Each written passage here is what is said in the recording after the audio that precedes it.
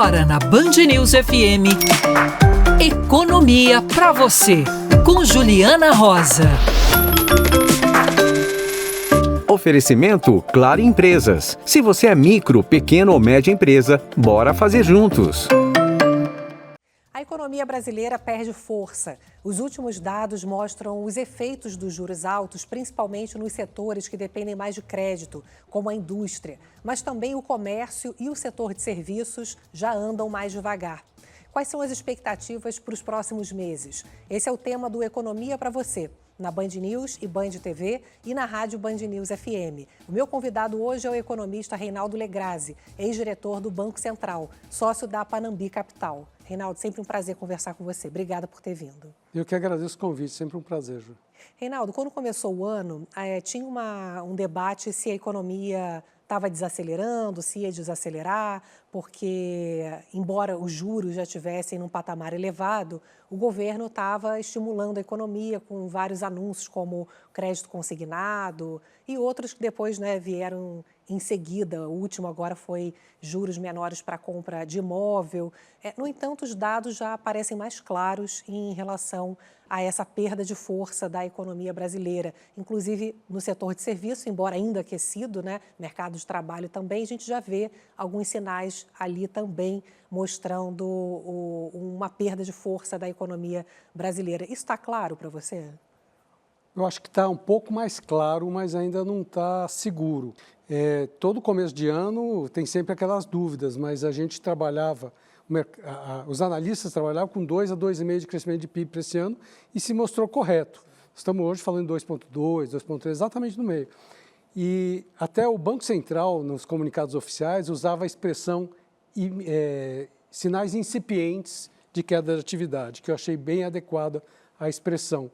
Eu diria que agora é um pouco mais do que incipiente, os dados estão aparecendo, como você falou, comércio, serviço, estão mesmo mostrando uma desaceleração. O comprometimento de renda da população, da sociedade é alto, volume de crédito está diminuindo, inadimplência de pessoa física e da chamada PJ também está subindo. Então, assim, os sinais estão se acumulando. É evidente ainda, não é porque eu não consigo estimar exatamente quando isso vai acontecer.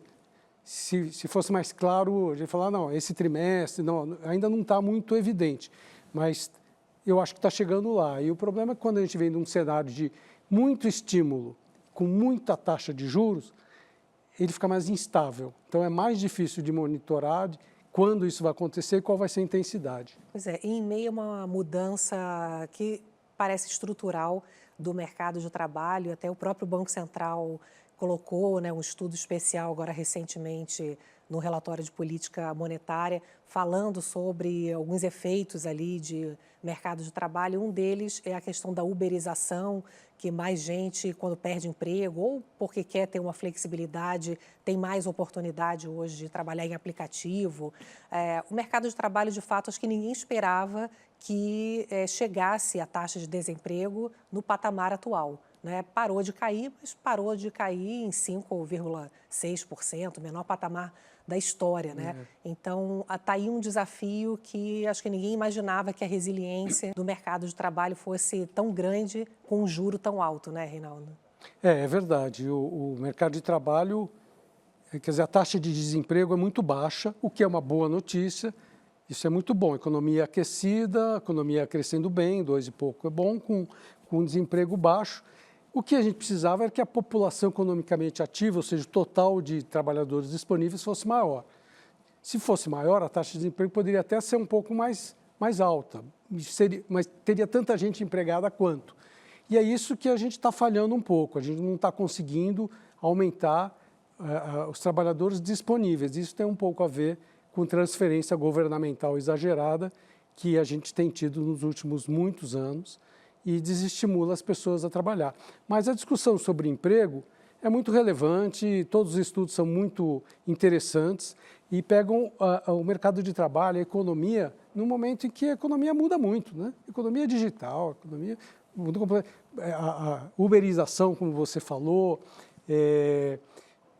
as pessoas trabalham por conta própria, isso é até um desafio para a Previdência, mas tudo isso muda com muita velocidade. e os modelos precisam adaptar isso. Então, ler emprego hoje em dia é um pouco difícil no mundo inteiro, no Brasil também. É até difícil acompanhar pelos dados do emprego esse movimento de desaceleração da economia, né? Parece que vai demorar mais a gente perceber alguma mudança. E o que eu acho até interessante da gente também compartilhar, Reinaldo, é que parece, como você falou, né, muito bom a gente ter uma taxa de desemprego baixa.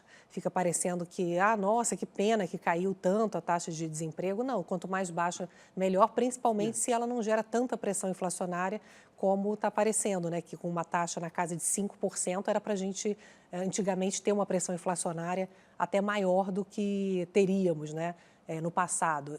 Então, parece que é algo mais estrutural aí, talvez, que tenha vindo para ficar, mas talvez seja difícil a gente entender por que a gente não consegue manter taxas de crescimento um pouco mais altas, né? A gente tem que se contentar com um crescimento desse ano, por exemplo, né, mais na casa de 2%, o que é pouco para o Brasil, né? Se a gente imaginar a nossa necessidade de desenvolvimento, de redução de desigualdades, né? O que você acha que é primordial para a gente começar a entender e ter condições de ter um crescimento mais alto, gerando pouca inflação hoje? Não, você tem razão. Os países emergentes tem que crescer mais, né, para mudar de patamar. E a taxa de desemprego em 5 e pouco é uma ótima notícia para o Brasil. Mas o fato de ter menos emprego pressiona a inflação. Mas a inflação não está alta, mas qual o custo de uma taxa de juros real de 8% ao ano? 8, 9% ao ano. Então, esse desequilíbrio macroeconômico que a gente tem, de muito incentivo fiscal, transferência governamental, compensado por uma taxa de juros muito alta, faz tudo ficar meio complicado de analisar. E aí, a gente tem uma taxa de desemprego baixa, a economia cresce menos, porque a taxa de juros tem que ser muito alta, e o crescimento econômico não é o adequado, é menos do que a gente poderia. E as causas para isso, as causas disso, passam também por produtividade. O Brasil investe pouco, a demanda é alta, por isso você precisa de uma taxa de juros para conter a demanda e a inflação não subir, mas o nível de investimento no Brasil é baixo. Não acompanha o crescimento do consumo, né? Não acompanha, não se prepara para ter mais oferta e os preços ficarem no mínimo estáveis ou até cair. Então, você que conhece bem os prêmios Nobel de Economia, Pois né? nos encontramos nessa semana com 2 prêmios Nobel, né? Que honra ouvi-los, né? Honra sua, que fez o painel com os dois, né? Foi muito bom ouvi-los, mas recentemente, eu acho que no mesmo dia que saiu o prêmio Nobel para a economia agora, e é a mesma linha de atuação, é ganho de produtividade, como os mercados, como as sociedades ganham produtividade, como é importante o uso de tecnologia para ganhar produtividade e fazer o país crescer com pouca inflação. O Brasil não está conseguindo ter uma taxa de investimento suficiente para manter isso por muito tempo. Quando a gente olha para frente, é difícil vislumbrar que a gente vai ter esse ambiente com indicadores bons como estão parecendo agora. E o investimento não vem basicamente porque a gente tem juro alto e uma falta de confiança em relação ao futuro, né? Entra governo, sai governo, não se sabe para onde que vão as regras das contas públicas, né? Parece que a questão fiscal, ela hoje é um impeditivo, talvez primordial, para que houvesse condições melhores para investimento? A questão fiscal, a inflação é resultado do gasto do governo. Por que a taxa de juros no Brasil é alta? Porque a inflação pressiona e a inflação é pressionada por gasto fiscal do governo. É simplesmente isso. Tem variações, mas é basicamente isso. Então, quem tem a capacidade de derrubar a inflação é o governo. O fiscal é mesmo muito importante reduzir o fiscal para poder ter investimento e ganhar produtividade. E para isso você precisa de investimento em várias frentes. Precisa na academia, precisa investimentos em tecnologia. E o Brasil, nesse sentido, ele não está conseguindo acompanhar. Você viu o boom de inteligência artificial que a gente fala e o Brasil não consegue acompanhar, não tem nenhuma iniciativa nesse sentido.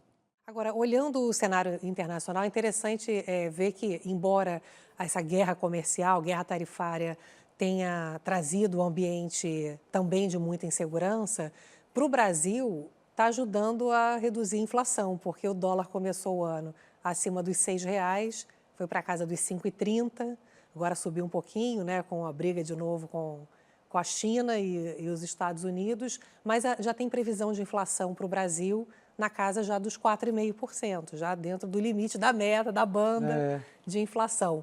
Será que a gente pode contar com essa inflação menor?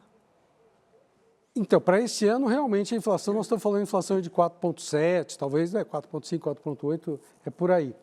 E o governo americano, com o tarifaço, com a guerra comercial, foi muito positivo para o Brasil mesmo, porque desvalorizou o dólar no mundo inteiro e o real valorizou 12%.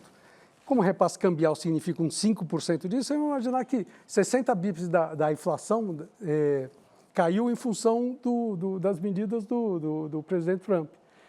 Então, foi muito bom, realmente, para o Brasil. E isso ajudou a derrubar também preço de alimentação, que tem correlação com câmbio, tem forças exógenas. Então, isso foi positivo para a inflação esse ano. Foi ótimo. Para o ano que vem, os analistas olham e colocam uma inflação mais baixa do que desse ano. Só que para o ano que vem é improvável que você tenha mais 12% de câmbio. Pode ser até que o real valorize um pouco mais, 5,40, que está aí, pode ser que vá mais 5%. E aí a inflação poderia cair pelo mesmo raciocínio de repasse cambial, mais um 0,20, alguma coisa assim. Eu não consigo ver a inflação ano que vem abaixo da inflação desse ano, porque nós não vamos ter a força do real que nós tivemos nesse ano e nós vamos ter um impulso fiscal tão significativo quanto tem sido nos últimos anos, porque é um ano eleitoral. Tem o imposto de renda, né? Com a isenção do imposto de renda, você tem uma liberação de dinheiro para gastar, né? Tem. Você vê que funciona a leitura de que em anos de eleição o volume de gastos públicos é maior. Então, nós já sabemos até algumas fontes desses gastos,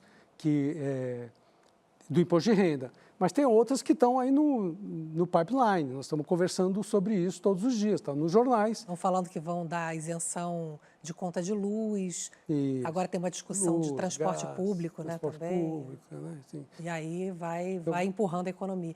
Mas aí não dá para entender muito assim, até que ponto, acho que talvez aí chegue ao ponto de... Eu comecei falando no início do programa que a economia está perdendo força, com as previsões de crescimento saindo aí dos últimos anos da casa de 3%, acima de 3% de crescimento esse ano para a casa dos 2%, mas o governo ainda empurrando a economia, mesmo com um juro alto, fazendo efeito, né, encarecendo crédito, aumentando a inadimplência, você tem, por outro lado, o governo estimulando ainda o consumo, botando lenha na economia. E ainda assim as previsões de crescimento para o ano que vem são menores, né? Estão na casa de 1,5%, 1,6%. Será que ano que vem pode surpreender e a economia acabar crescendo mais justamente porque é ano eleitoral e vai ter um incentivo? Ou o juro, de fato, está fazendo um estrago já mais significativo, né, no crescimento? Você tem toda a razão, isso pode acontecer.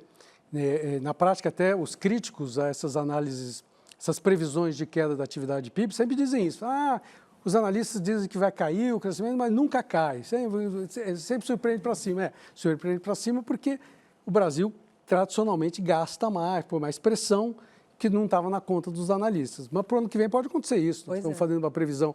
A previsão para o ano que vem era que tinha crescimento do PIB de 1,20, 1,30. Agora nós já falamos de 1,5, 1,60. Porque a pressão fiscal vai jogar a inflação vai jogar a atividade para cima. Só que se ela joga a atividade para cima, mantém a inflação mais alta um pouco também. E aí o corte de juros que nós estamos esperando para o ano que vem pode ser frustrado.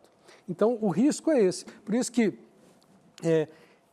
esse desequilíbrio macroeconômico, ele ao longo do tempo fica difícil de trabalhar com ele. É difícil de ler, é difícil de fazer previsão. Os vai-e-vens decisórios e das várias esferas de poder, dos 3 poderes, tudo isso dificulta a leitura, dificulta a previsão, dificulta o investimento, dificulta para as empresas fazerem um orçamento. Sem orçamento, a decisão de colocar capital é maior. Você imagina hoje uma empresa, ela paga 15% de Selic, mais imposto, mais o spread bancário, nós estamos falando de 20% ao ano. Pois é. Um emprego com 20% ao ano, é um ano só. Um ano só, todo mundo se vira. Mas faz muito tempo que nós estamos trabalhando com taxa de 12%, 13% na média. Então, não é fácil. Não, tá bom, mas o mundo inteiro é assim. O mundo inteiro hoje está confuso. Hoje, nos Estados Unidos, a gente tem um ambiente que a gente não tem nem dados, né? O governo lá está paralisado no chamado shutdown e você não tem nem divulgação de dados. Isso, nos Estados Unidos, está complicando a vida do investidor lá, do empresário americano. Nesse sentido, o Brasil e os Estados Unidos estão se alinhando. Estão se alinhando, né? No mau sentido, né? Pois é, a gente fica aí às cegas, mas a perspectiva é que os Estados Unidos possam, com essa política de tarifas, ver a sua condição econômica piorada, né? É o que está na mesa nesse momento. Os juros podem continuar caindo lá fora. Ou seja, a gente está contando muito com a ajuda de um movimento internacional para que o dólar continue caindo e, quem sabe, até abrir espaço para a gente cortar juro aqui, porque essa discussão fiscal parece que vai sendo empurrada, né, do jeito que dá e vai ficar para o ano de 2027. Ou seja, quem chegar em 2027 vai receber um belo abacaxi e vai ter que fazer alguma coisa porque não tem como fechar as contas, nós entrar numa situação de paralisia, né? Porque cada vez mais temos dinheiro carimbado e não vai sobrar dinheiro para manter a máquina pública, né? Para onde será que a gente vai, né, a partir de 2027? Né? Eu acho que essa é a grande pergunta. Né? Então, antes de entrar nesse ponto específico, você vê como é confuso o macroeconômico brasileiro. Porque como que é normal em qualquer economia mais ou menos integrada no mundo? O mundo anda bem, todo mundo anda bem. Se o mundo anda bem, o Brasil anda bem. Olha o raciocínio que você fez. Para o Brasil é bom se os Estados Unidos, a atividade lá cair, porque aí o juro americano cai, no mundo inteiro você tem o juro para baixo, o dólar desvaloriza, o real valoriza, a inflação para baixo, o juro para baixo. É engraçado que para o Brasil é bom se os Estados Unidos for mal, isso não é razoável, isso não está certo. Né? Isso pode ser no curto prazo. E para 2026 nós vamos ter esse ano de incentivo fiscal, juro ainda alto, seja lá qual for, mesmo que saia do 15% e venha para 12%, 13%, nós estamos falando taxa de juros real ainda muito alta, e dinâmica da dívida ruim. Para 2027 nós vamos ter que fazer o ajuste. Seja qual governo que venha, a torcida para que seja menos polarizada a eleição, o Congresso seja menos polarizado no futuro e a gente possa fazer o ajuste ao longo do tempo. Sempre tem algum jeito de fazer. O que está comprometido, que não tem muito como evitar, é um crescimento econômico abaixo do que a gente podia crescer. Então, nós não vamos crescer 4%, 3%, nós vamos crescer 2%, 2% e pouco. Isso se tudo der certo, se os poderes se alinharem, né? Então, a gente pode dizer que na Austrália, o nosso crescimento econômico já sinaliza um crescimento abaixo do par. lá na Austrália, já já estamos no ano. Você ouve aqui na Band News FM, Economia para você. Oferecimento Claro Empresas. Se você é micro, pequeno ou média empresa, bora fazer juntos. Olha, para você que empreende, essa mudança de cenário do mercado de trabalho cada vez mais tem sido o assunto do país. A gente estava conversando, Reinaldo, sobre o fato de que cada vez mais gente está trabalhando por conta própria. Isso é uma coisa que veio para ficar, tem a ver com a geração, é geracional, tem a ver com tecnologia, isso é uma questão mundial. Como é que você está vendo esse movimento hoje do trabalho por conta própria? Olha, eu não sou expert nesse assunto, mas quando eu fiz faculdade na década de 80, nenhum dos meus companheiros disse que ia sair para abrir uma empresa. Era muito interessante, todo mundo ia para as grandes empresas. E hoje isso mudou. Eu acho que tem realmente no Brasil uma questão geracional olhando para a atividade própria. Quando você olha o resto do mundo, é muito normal ter atividade própria. Nos Estados Unidos, Tudo bem que Estados Unidos é muito diferente, né? É muito evoluído nesse aspecto. A lei de falências lá é secular e é sensacional, porque quem começa um negócio nos Estados Unidos e não dá certo, não tem problema nenhum, ele começa outro. Inclusive, nas entrevistas de emprego, nas entrevistas, né, ou de emprego ou para conseguir um capital emprestado para empreender, o pessoal fala, qual foi o seu fracasso?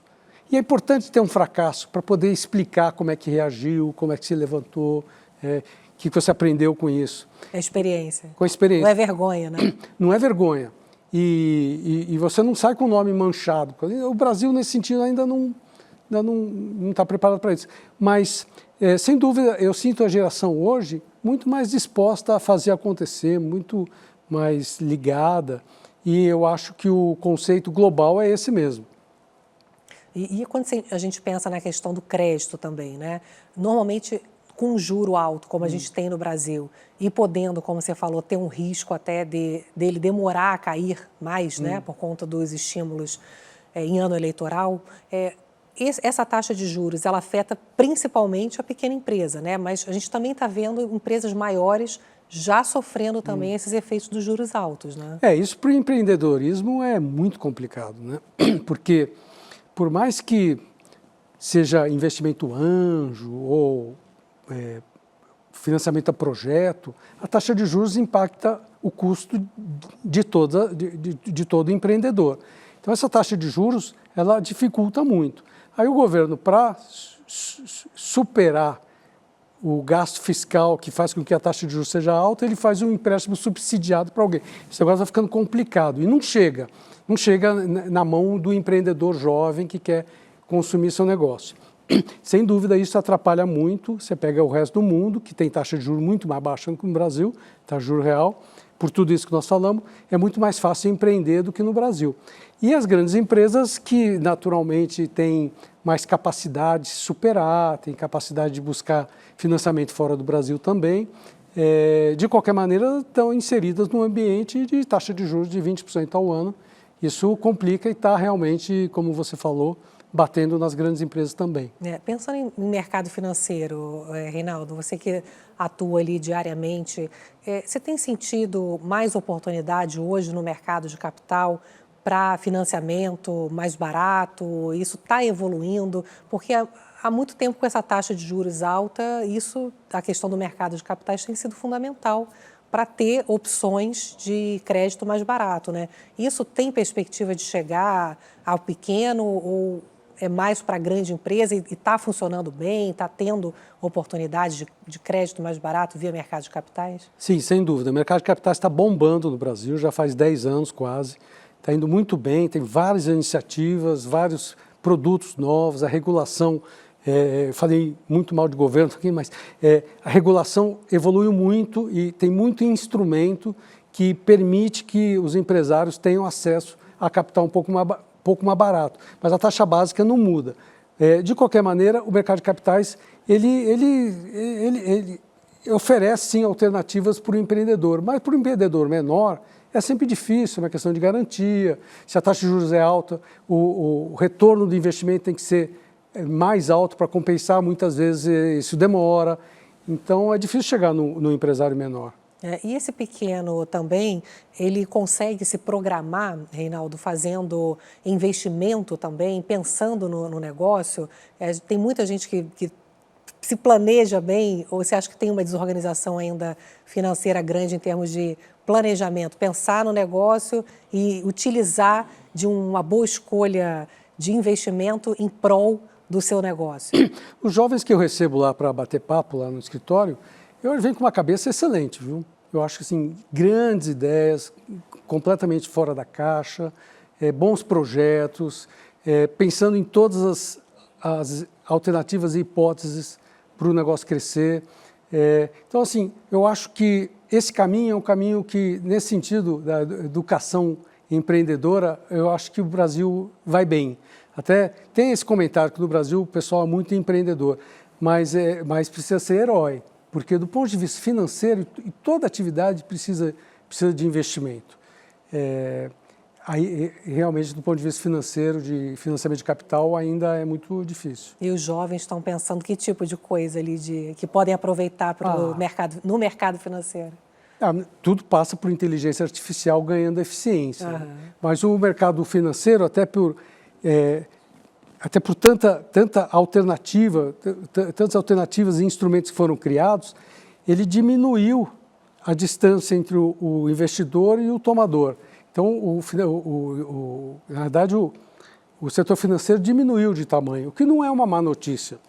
Isso aqui é sinal de maior eficiência. O problema aqui o setor financeiro é eficiente no Brasil, o problema é que o custo ainda é muito alto. Sempre rodamos e paramos sempre na taxa de juros. Estamos na direção certa, mas a velocidade é muito lenta comparado ao resto do mundo. Tá certo. Bom, nosso tempo acabou. Quero agradecer a participação aqui do Reinaldo Legrazi. Reinaldo, ex-diretor do Banco Central, sócio da Panambi Capital. Sempre bom pensar um pouco o Brasil e tua experiência sempre soma bastante aqui na conversa. Muito obrigada, Reinaldo. Valeu, Juliana. Obrigado, prazer. Obrigada a você por estar sempre aqui comigo no Economia para Você. A gente se vê no próximo. Tchau. Você ouviu Economia para Você, na Band News FM. Oferecimento Claro Empresas. Se você é micro, pequeno ou média empresa, bora fazer juntos.